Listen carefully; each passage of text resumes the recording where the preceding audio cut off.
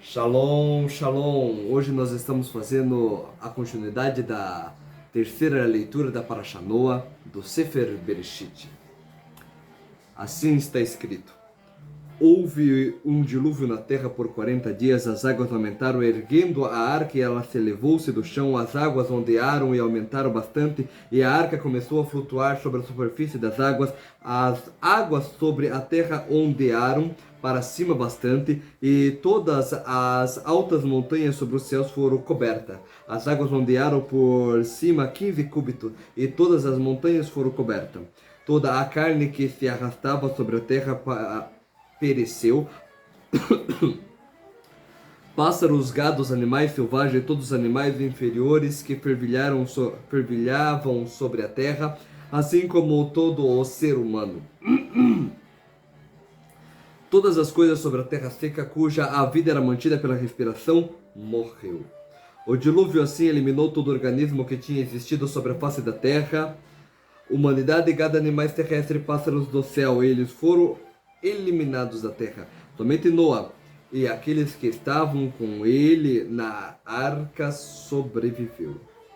As águas ondearam sobre a terra por 150 dias. Deus deu atenção especial a Noa e todos os animais e gado que estavam com ele na arca. Deus fez um vento soprar sobre a terra e as águas começaram a baixar. As fontes do abismo e as comportas do céu foram seladas. O aguaceiro dos céus assim cessou, as águas recuaram da terra e elas continuaram a recuar, e ao fim de 150 dias as águas tinham visivelmente diminuído. No sétimo mês, no 17º dia do mês, a arca assentou na montanha Ararat. As águas continuaram a diminuir visivelmente até o 10º mês. No 10º mês, no primeiro dia, os cumes da montanha ficaram visíveis. Após 40 dias, Noa abriu a janela que tinha feito na arca, enviou um corvo e ele partiu. Ele foi de um lado para o outro até que as águas da superfície da terra secou. Ele então enviou uma pomba para ver se a água tinha baixado da superfície da terra. A pomba não pôde encontrar qualquer lugar para descansar seus pés, e ela retornou para ele, para a arca. Ainda havia água sobre a superfície da terra. Noa estendeu a sua mão e trouxe para ele na arca. Ele esperou outros 7 dias e de novo enviou a pomba. A pomba retornou para ele à tarde e havia em seu bico uma folha de oliveira, recentemente arrancada. Então Noa soube que a água tinha baixado da terra. E ele esperou ainda outros 7 dias e enviou a pomba de novo. E dessa vez ela não mais voltou para ele. No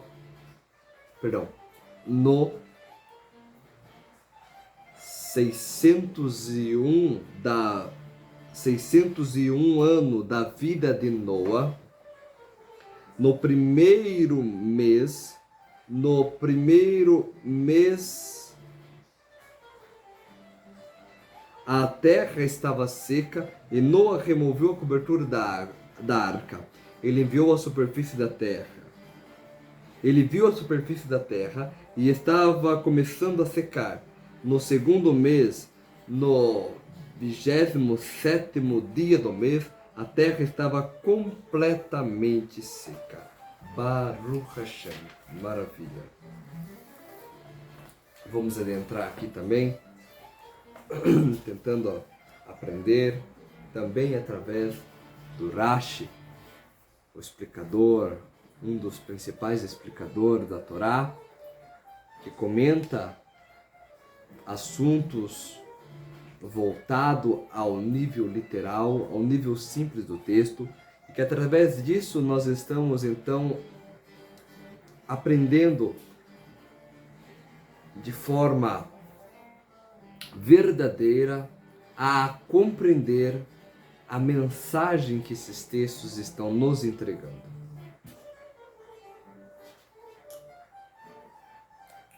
O dilúvio esteve sobre a terra por 40 dias. As águas aumentaram, erguendo a arca e levando-a da terra.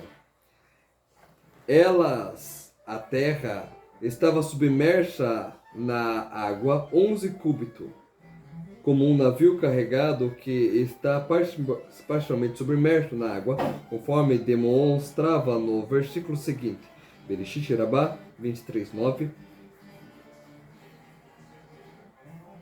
As águas fortificaram-se e aumentaram bastante, e a arca flutuou sobre a superfície das águas. As águas sobre a terra tornaram-se muito fortes e foram cobertas todas as montanhas altas sobre os céus. As águas fortaleceram-se 15 cúbitos acima e as montanhas foram encobertas. Aqui recai uma explicação à parte. Nós sabemos que as montanhas têm tamanhos diferentes.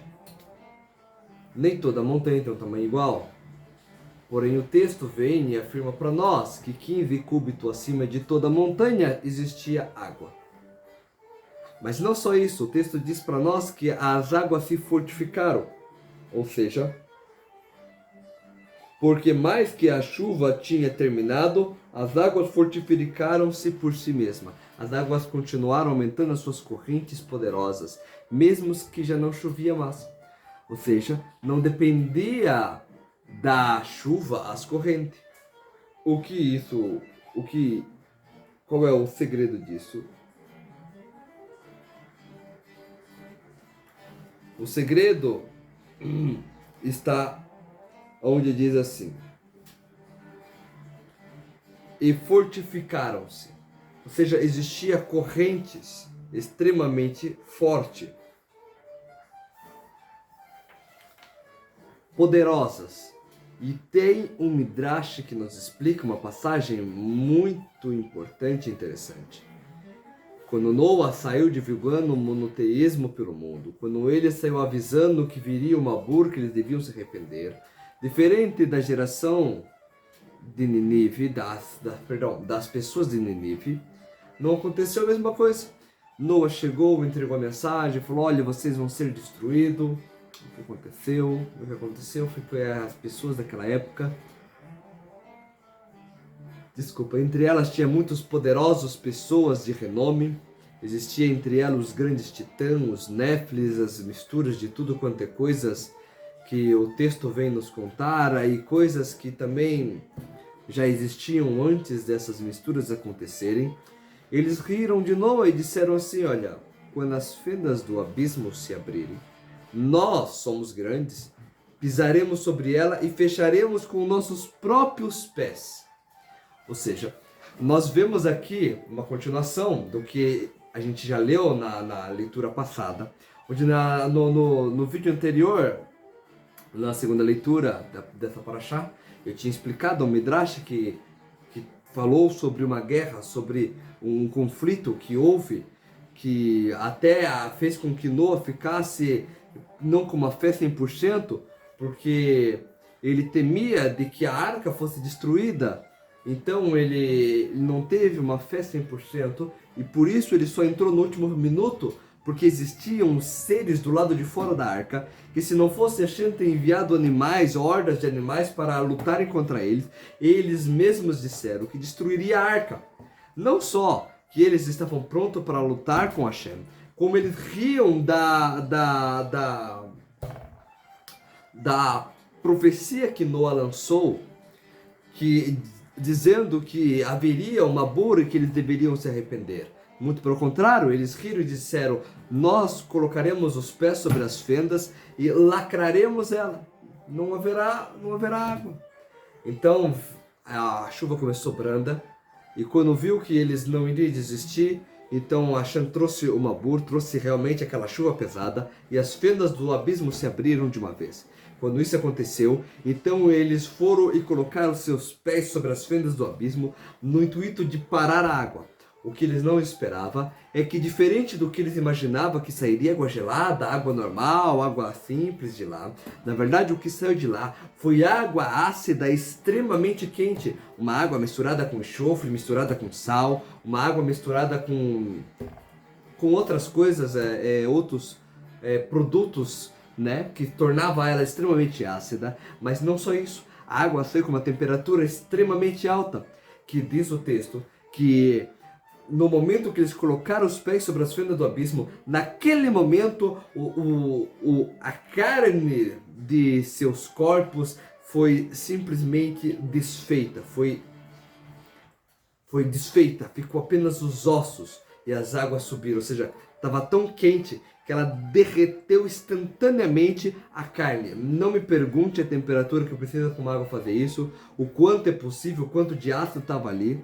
Os textos do Midrash não vêm revelar isso, não é a intenção do texto. A intenção do texto é explicar a situação que nós estamos vendo. Então o que acontece mesmo depois que parou a chuva?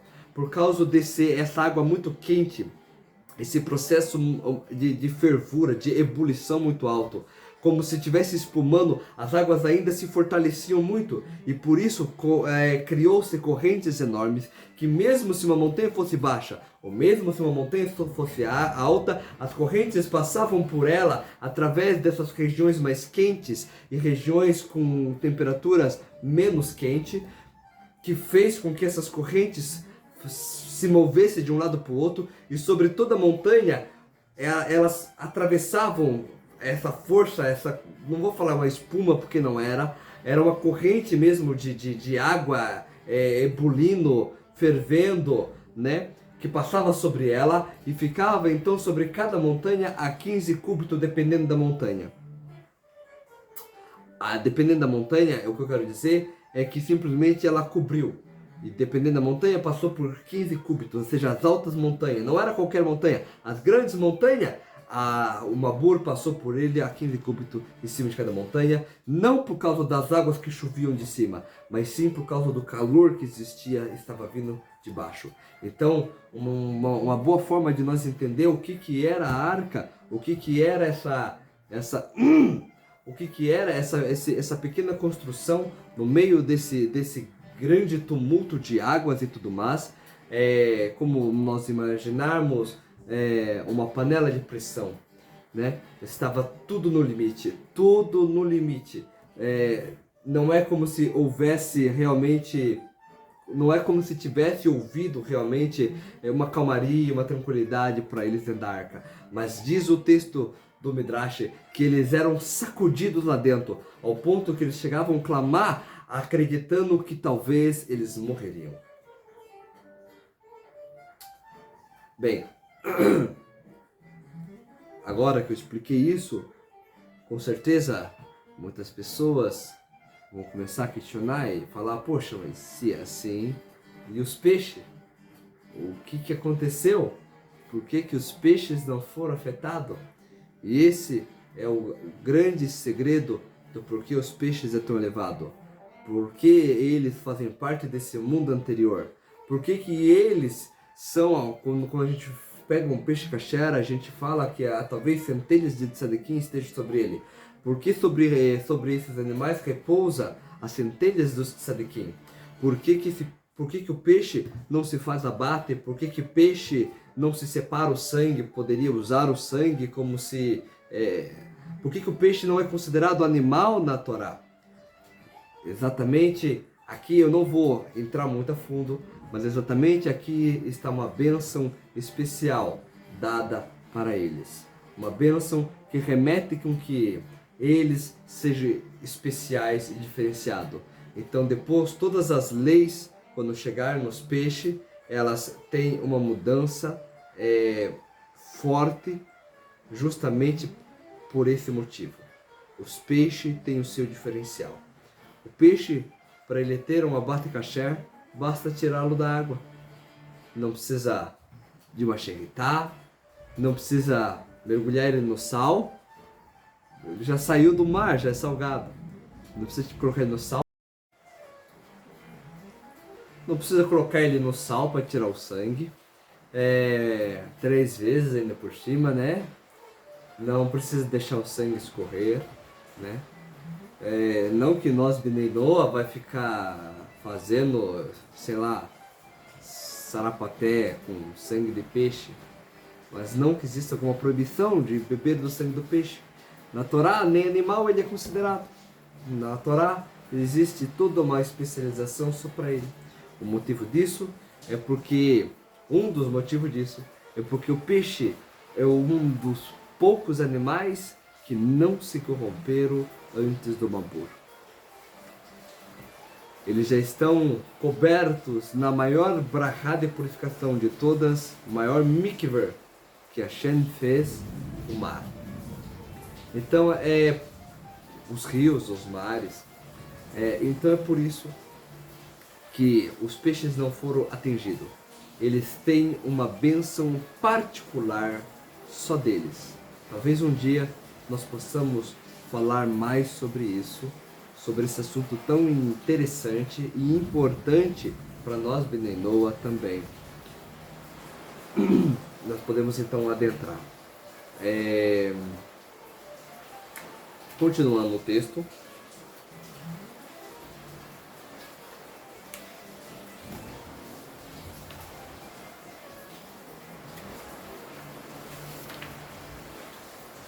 E pereceu toda a carne que se arrasta da terra, pássaros, gado, animais selvagens e todo animal rastejante, que rasteja sobre a terra, e todo o ser humano,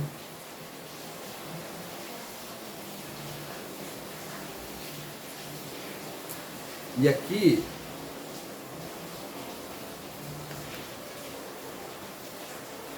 diz assim o texto: todo aquele que tinha um suspiro de vida e tudo sobre a terra seca morreu. Que tinha um suspiro de vida, em hebraico, nitzmat, significa respiração, neshama. Lembrando que essa conexão, neshama, que é a nossa alma. A nossa alma é como uma respiração.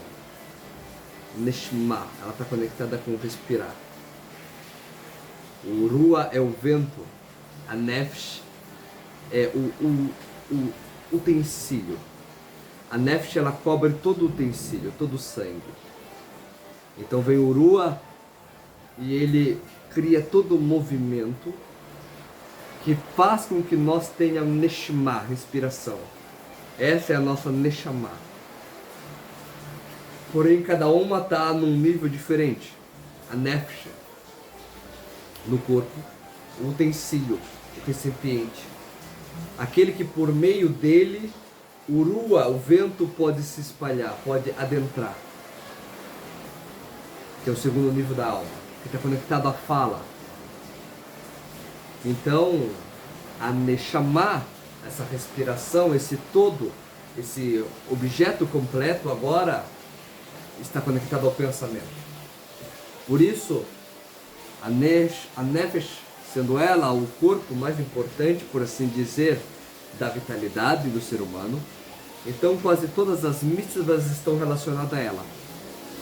Doar, fazer, andar, ir até a sinagoga, rezar, balançar, dançar, cantar. Tudo isso você usa o corpo. Da mesma forma, muitas dessas mitzvot estão conectadas à fala, o Rua.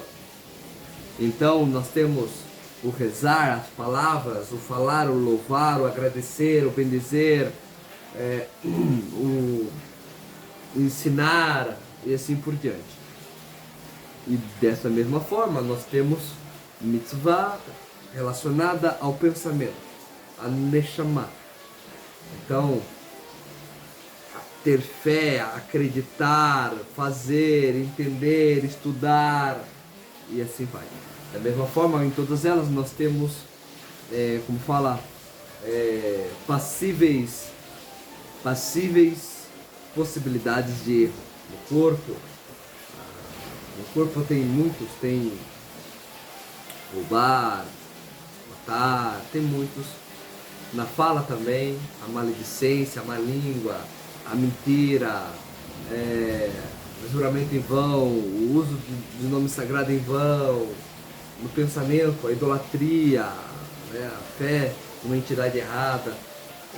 Só trazendo isso, já que Urashi trouxe aqui a palavra Neshama, e alguns vão entender que estou falando da Neshama, mas na verdade Neshama é a respiração, Neshama é a parte da nossa alma que tem nela já uma estrutura, como a Nefesh, a base, o Ruah, o pilar, a Neshama, a coroa.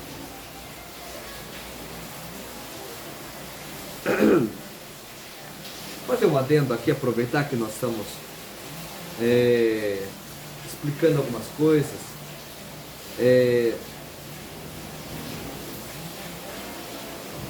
O texto tinha falado sobre para cima de 15 cúbitos. Isso é mais ou menos cerca de 7,5 metros. Alguns dizem que isso significa que as águas eram tão profundas que cobriam as montanhas em 7,5 metros. Yomá, 76 Irashi. Há, no entanto, outra opinião, que correspondentes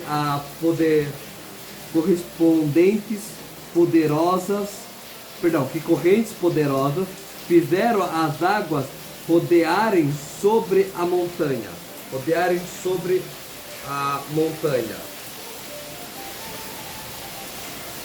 Isso está em Bereshit Rabá 23. Uma coisa que eu quero trazer aqui, que é muito importante, os sábios do Talmud falam que toda vez que você tiver duas opiniões opostas, não só que uma está ligada à outra, como as duas, elas estão certas ao ponto que uma depende da outra, para cada uma delas serem verdade. Então a gente sempre aprende que por mais que uma opinião pareça diferente, elas são na sua natureza a mesma coisa.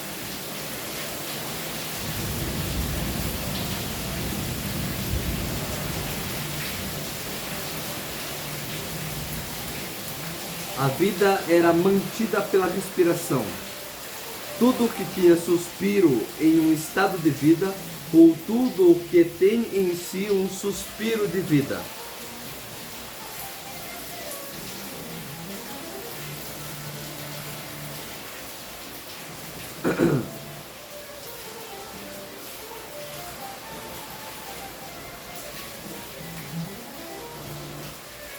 Bem, continuando aqui.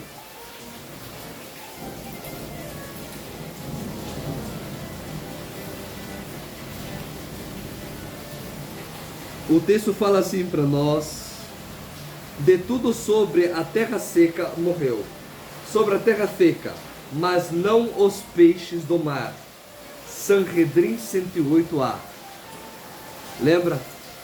O texto vem e fala sobre a terra seca, só morreu sobre aqueles que estavam sobre a terra. No mar nada aconteceu. O texto continua e fala assim: for apagado. Em hebraico,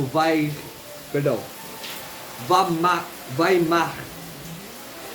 Esta no modo vaifal, a voz ativa. E no modo vaipeu, a voz passiva. Tal como em vai ver, ele se virou. E vai ver, ele construiu. Rashi ressalta assim o papel ativo do dilúvio. Ou seja, ele virou e ele construiu algo novo. Cada verbo cuja raiz termina com re, como em boné, construiu, marrar, apagar, caná, adquirir, quando é prefixa com um vav e um yud. É vocalizada com um ririx sobre o yud.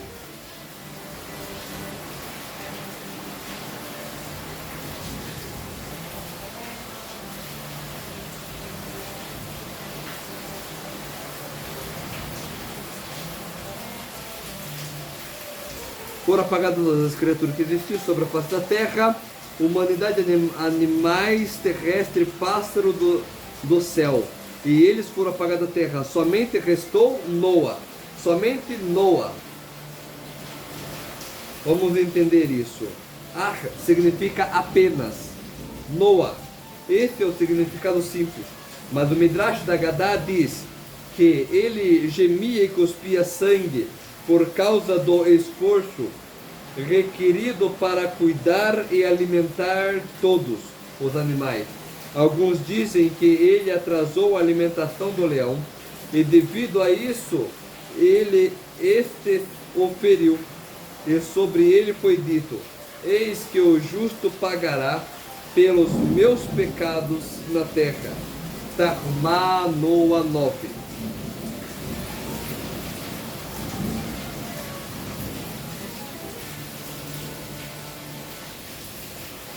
As águas aumentou sobre a terra por 150 dias. E Deus se lembrou de Noa.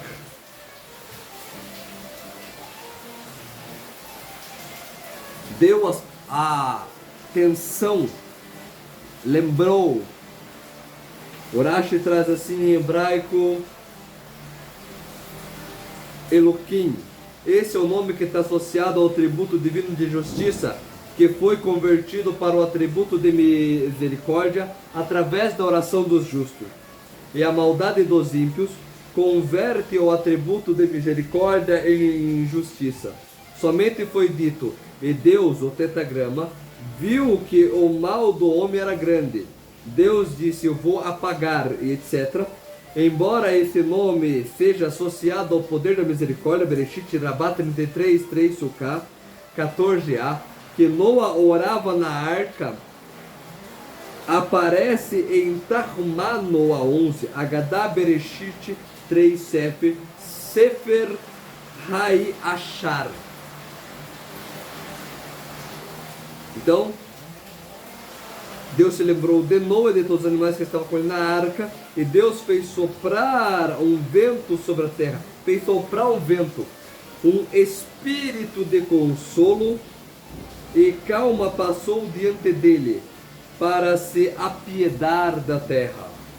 Isso está em Tarumá e o Natan de Jerusalém. Sobre a terra, sobre os ventos que ocorreram na terra.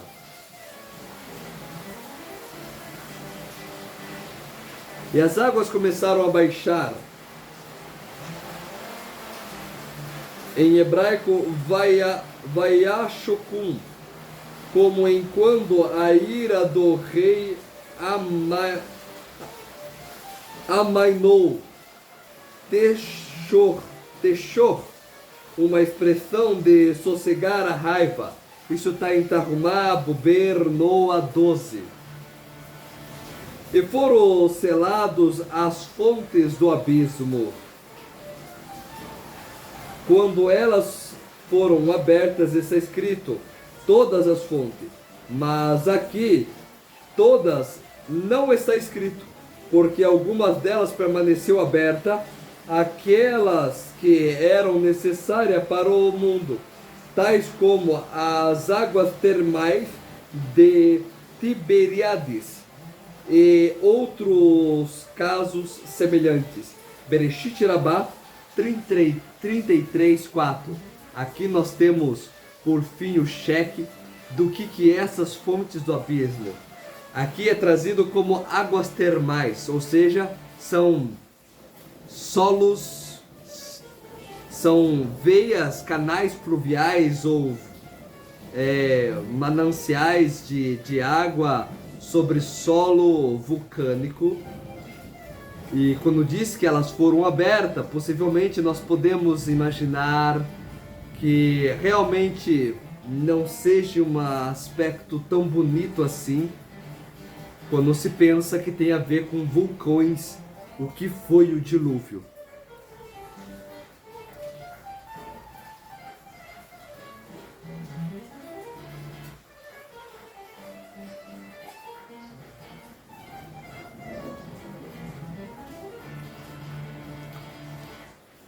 E foram seladas as fontes do abismo e as comportas do céu, e a chuva dos céus cessou. Cessou, em hebraico, significa foi retida, como em você não vai reter Tirlá e a sua misericórdia, ou em nenhum de nós a reterá, irle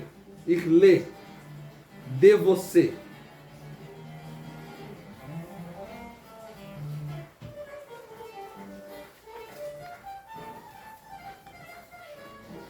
E as águas recuaram da terra, e elas continuaram a recuar, e ao fim de 150 dias as águas tinham diminuído. Ao fim de 150 dias.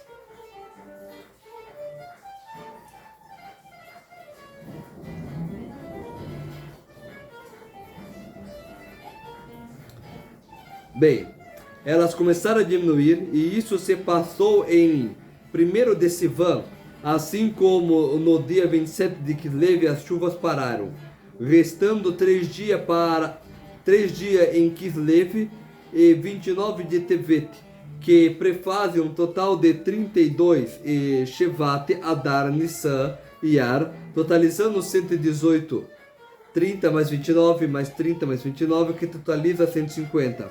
32 mais 118, 150. Isso está no livro Sefer Olam, capítulo 4.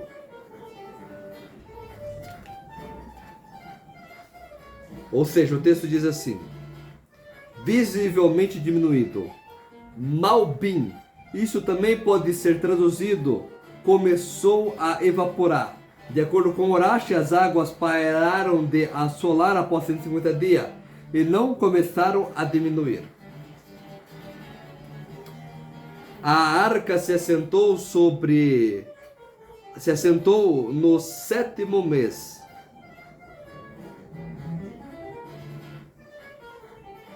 Perdão. A água se assentou no 7º mês, no dia 17º dia do mês, sobre a montanha Ararat. As águas continuaram a diminuir até o dia 10º do mês. E ficaram visíveis nos cumes das montanhas. Aqui esse texto traz o seguinte: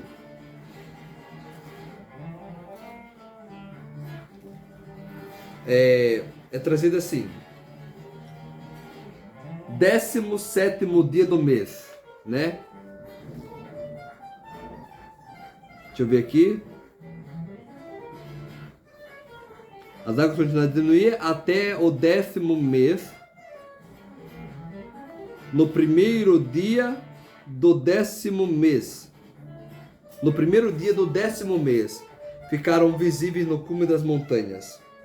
No 10º, ficaram visíveis nos cumes das montanhas. Essa referência do mês de Ave, que no 10º, a partir de Marresvam,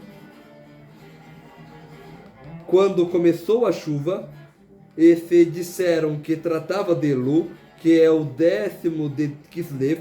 Ele foi o mês quando a chuva parou, como se diz, no 7º mês, referindo-se a Sivan, que é o 7º após a parada da chuva.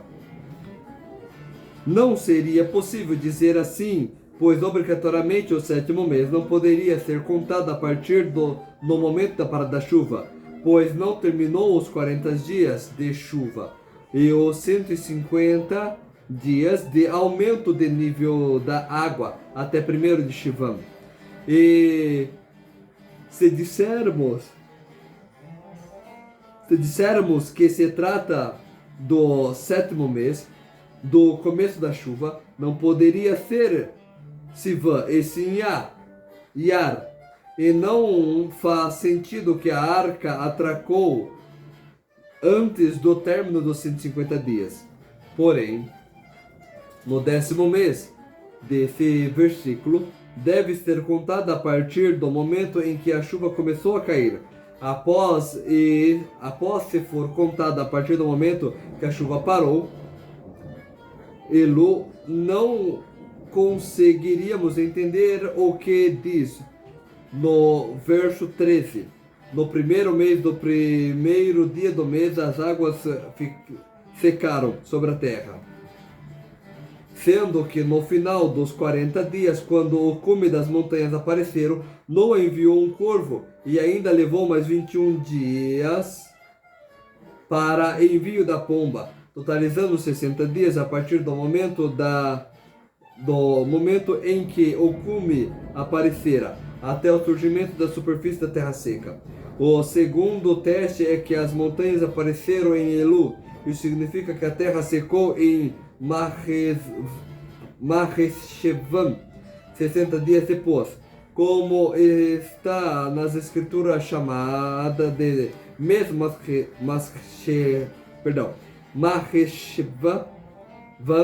Maheshevam de primeiro mês. Ora, o nome primeiro mês se refere à necessidade de tirar que é o primeiro mês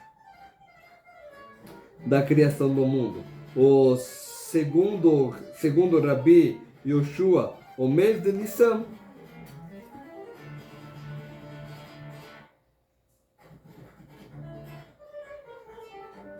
De acordo com os padrões cronológicos, era 17 de Nissan, Targum Natan Rabam.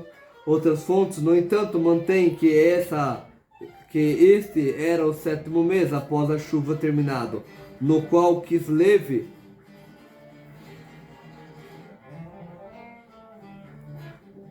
e daí trata-se de 17 de Sivan. Sefer Olam 4, Bereshit Rabbah, Rashi, o que teria sido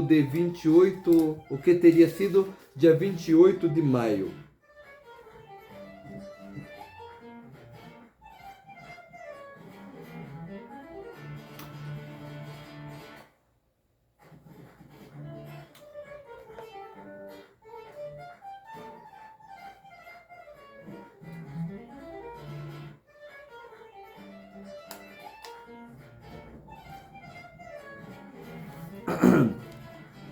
Bem,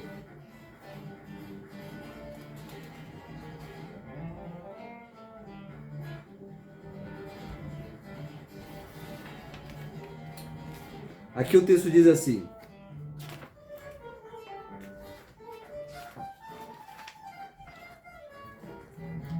ao fim de 40 dias, Noa abriu a janela da arca que havia feito.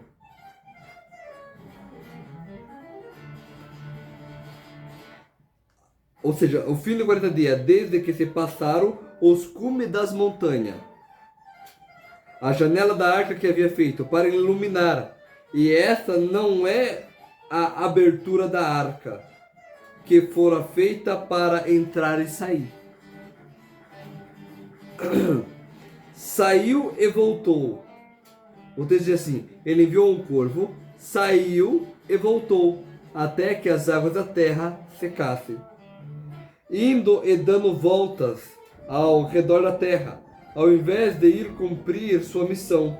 O corvo suspeitava que Noa poderia fazer algo com a sua companheira, conforme estudamos na narrativa da Agadá, do capítulo Helek.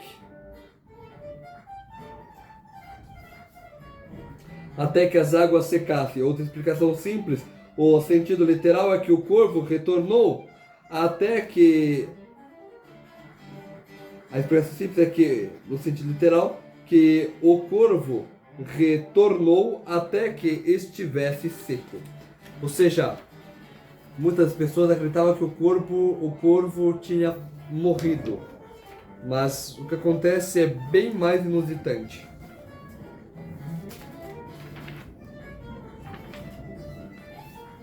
Mas o Midrash de Agadá interpreta que o corvo estava destinado para cumprir outra missão durante a falta de chuva. Na época de Eliarro, conforme foi dito, e os corvos lhe trouxeram pão e carne. Então, aqui, não que o Midrash está falando do mesmo corvo.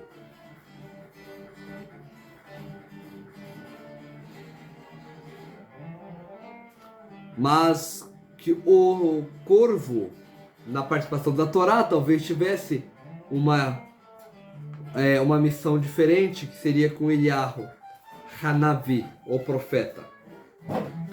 E ele enviou o pombo de si para ver se as águas tinham baixado na terra. Ele enviou o pombo afinal de 7 dias, conforme está escrito, e ele esperou ainda que os outros 7 dias. A partir dessa afirmação geral, você aprende por analogia que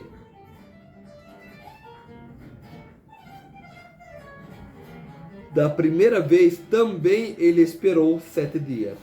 Bereshit Rabá 33, 7. Ele enviou. Em hebraico, vai shalar. Esta não é a explicação do envio de uma missão, mas uma expressão que significa mandar embora. Ele enviou o pombo para tomar o seu caminho, e assim Noa sabia que as águas haviam diminuído. Se encontrasse um lugar de descanso, não retornaria para ele.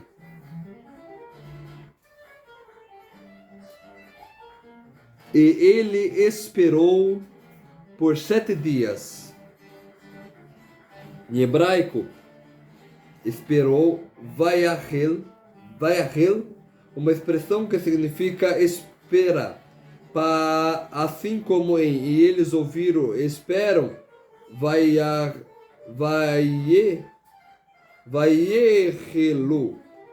E há muitos exemplos como está nas escrituras.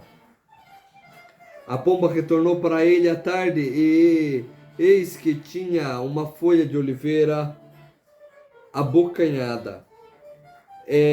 Eu digo que trata-se de um pombo macho, pois a taraf, como verbo conjugado na forma masculina, assim como inconscientemente o versículo é que ela, assim uma folha de oliva abocanhada em seu bico dela, porque o sujeito, que é masculino, não encontrou com o verbo, que está na forma feminina. Rashi então concluiu que a pomba era macho.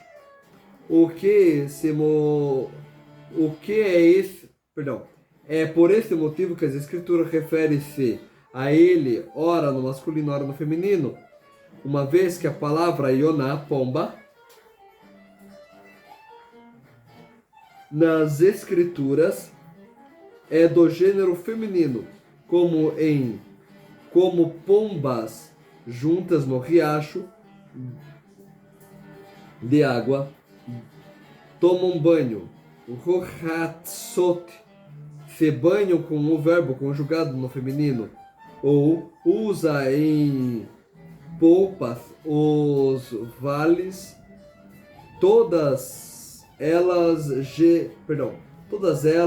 gemem, romot gemem, com o verbo conjugado no feminino. E como em pomba seduzida.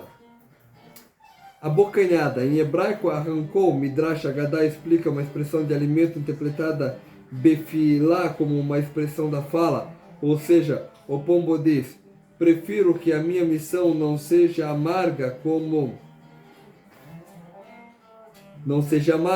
a oliveira, mas como a oliveira das mãos de Deus, e não doce como o mel das mãos de um ser humano. Sanhedrin 108b.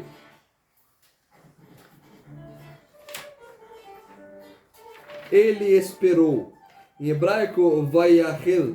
Isso tem o mesmo significado de vayahel, exceto o que no último tem uma conjunção aditiva. O primeiro é conjugado passiva, como em vayehel, equivalente a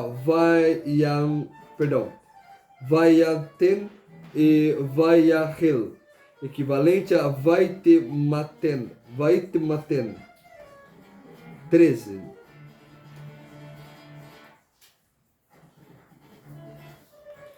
Foi no 601 do ano, primeiro dia do primeiro mês, as águas secaram.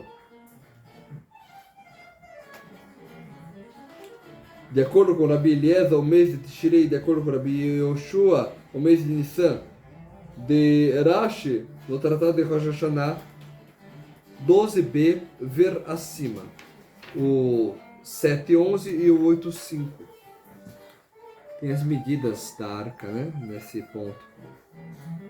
Vamos continuar. Isso mesmo. E a cobertura acima. E viu que a superfície da terra secou no segundo mês, no dia 27 do mês. A terra estava seca. Secou. E ela se tornou como uma espécie de argila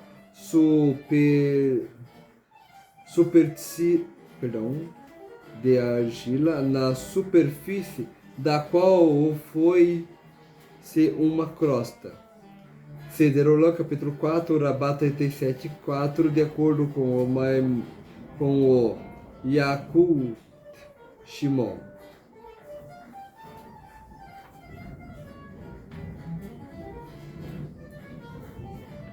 As chuvas no dia 27 começaram a cair no mês do dia 17 as chuvas começaram a cair segundo o mês no dia 17 do mês. Esses são os 11 dias em que o ano solar excede ao máximo lugares,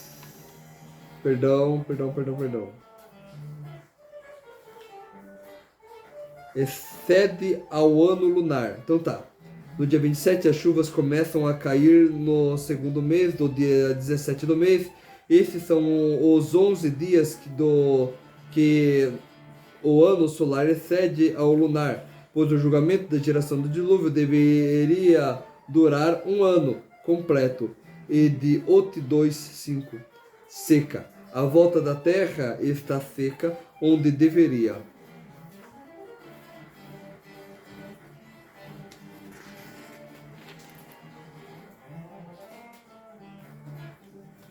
Nós tivemos aqui então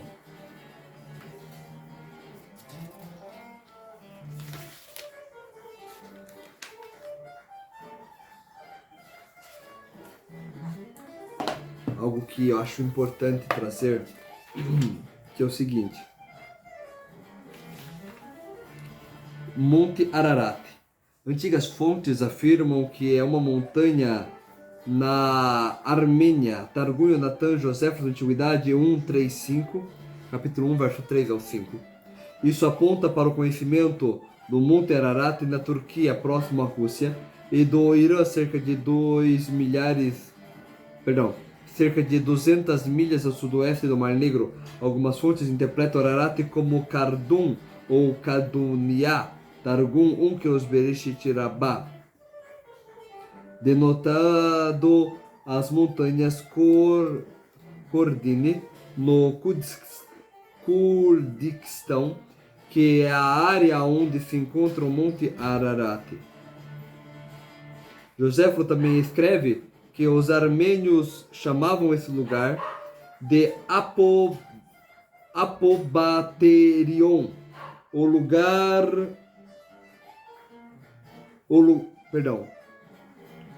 da descida. Ele nota que Berossus, ou Caldeus, 330-229 antes da era atual, menciona que partes desse barco ainda existe nas montanhas Kordinei, na Armênia, e que as pessoas carregam pedaços para dar sorte. Sanhedrin 79a. Ele também menciona Nicolau de Damasco, nascido em 64 antes da era atual, que isso foi na terra próximo de Minias, nas montanhas conhecidas como Baris, Jeremias 51, 27, e também ver em Reis 2, capítulo 2 Reis, capítulo 19, versículo 37, Jeremias 37, versículo 8. O Monte Ararat consiste de duas montanhas, o Grande Ararat, com 5.074 metros de altura, e o Pequeno Ararat, com 3.882 metros de altura. É significativo notar que o Monte Ararat está próximo do rio Murat, que é um dos afluentes do Eufrates. Isso pode indicar que Noa foi levado muito longe do ponto de partida. No 10º mês, esse é o primeiro de Tammuz. Isso está em Yonan, Targum Yonan Rambam, de acordo com outras opiniões. Foi em dia 1º de Av, 5 de julho.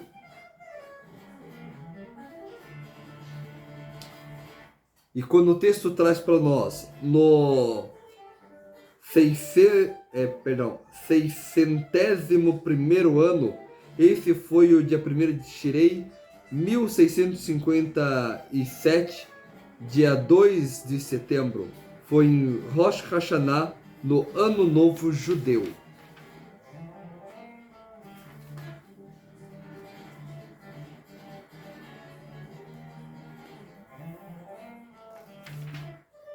E essas são algumas das fontes que eu achei pertinente trazer para nós também. Também é dito segundo mês, no capítulo 8, verso 18, segundo mês. Esse foi o dia 27 de Marresvan, ocorreu no dia 28 de outubro, exatamente um ano solar, após o dilúvio ter começado, traz Urash.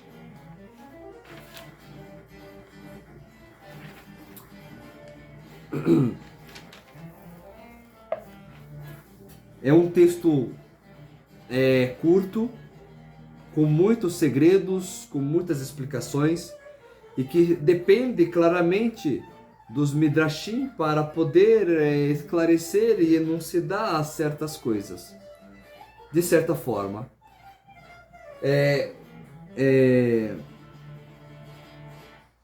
o Rashi, ele nos mostra o caminho mais simples do texto, e mesmo assim ele acaba trazendo certos Midrashim e outras questões para fazer com que nós realmente consiga entender o assunto do texto.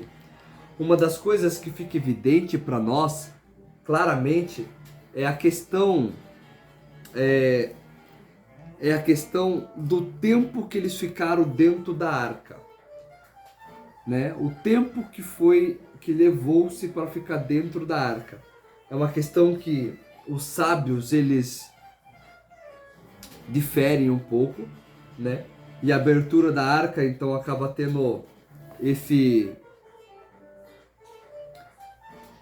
como que eu vou dizer aqui? Essas diferenças, né? Mas fica claro para nós, de certa forma, que no dia 27 de outubro a terra estava seca.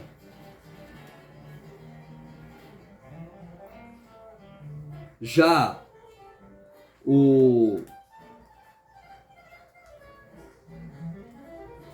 dia que Noa retirou a cobertura da arca foi em Rosh Hashanah.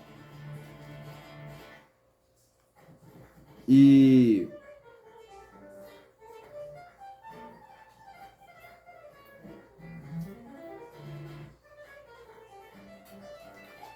quando é visivelmente claro que as águas começaram a diminuir, foi exatamente no dia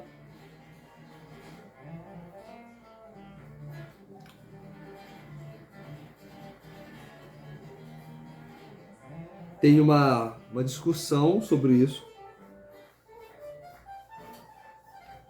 Mas a opinião geral do Targum, Yonatan e Rambam, que foi no dia 1º de Tammuz. Existe uma outra opinião também, mas aqui nós temos Targum, Yonatan e Rambam, né? Então é uma opinião já mais forte, assim, vamos dizer assim, para não causar tanta confusão, né? Mas tem uma opinião dia 1º de Ave, 5 de julho, tá bom?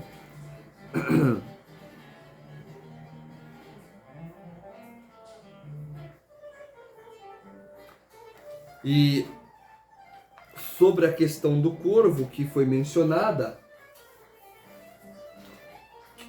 o corvo ele não apartava da arca e ele ficou do período da chuva até que a terra estava realmente seca. Ele ficava rodeando a arca, com medo de que algum mal acontecesse com a sua fêmea. Uma parte importante de se aprender sobre isso é que, por mais que ele não teve uma missão assim, acaba-se Urashi trazendo sobre a missão que ele teve com o profeta Eliyahu Hanavi, de alimentá-lo por um longo período de tempo.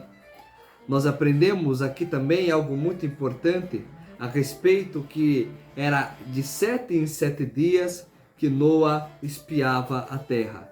Então 7 dias ele coloca o corvo, espera 7 dias para colocar a pomba volta, ele espera 7 dias, e com a espera de 7 dias ela traz um galho novamente, ele espera 7 dias,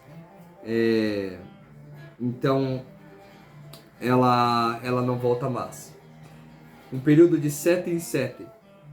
Por isso que no vídeo anterior eu tinha comentado sobre a grande necessidade de nós entendermos o 7, já que ele é um número recorrente, né? Uma das coisas que nós temos assim hoje, né? Ou seja, a cada 7 dias Noa espiava para ver se o mundo já estava pronto. Uma das coisas que nós temos hoje é que a cada 7 dias nós espia se Mashiach já está entre nós. Não é a mesma coisa, é lógico, é óbvio, mas existe um certo tom de comparação. Nós carrega a alegria de um Shabat até o outro Shabat, e a luz de um Shabat até o outro Shabat. E em cada Shabat nós acreditamos que talvez naquele Shabat o Mashiach se faça presente. E não só isso, todos os dias nós acreditamos que o Mashiach vai estar se fazendo presente. Mas no Shabat nós falamos, talvez o Shabat vai ser o ponto forte dele se revelar. No Sefer do Rav Yaakov Kenstart, tem até uma frase que é feita, não só feita só no Shabat, mas uma frase que é feita, que a gente fala, Moreno, de Rabeino, de Rabeino, ou seja, o Mashiach, nosso professor, nosso mestre, né? E a gente se usa essa expressão, né? E não tem muita relação, mas a ideia de nós estarmos juntos no Shabat, de fazermos reza junto no Shabat, nos dá essa esperança que talvez por causa daquele Shabat nós consiga ver Mashiach. Então existe uma relação, né, entre esse 7-7 e o Shabat que nós conhece e que nós temos essa esperança que se renova de que por causa daquele Shabat talvez Mashiach possa aparecer. E que seja muito em breve em nossos dias. Amém e amém. Eu fico por aqui. Shalom, shalom e até a próxima.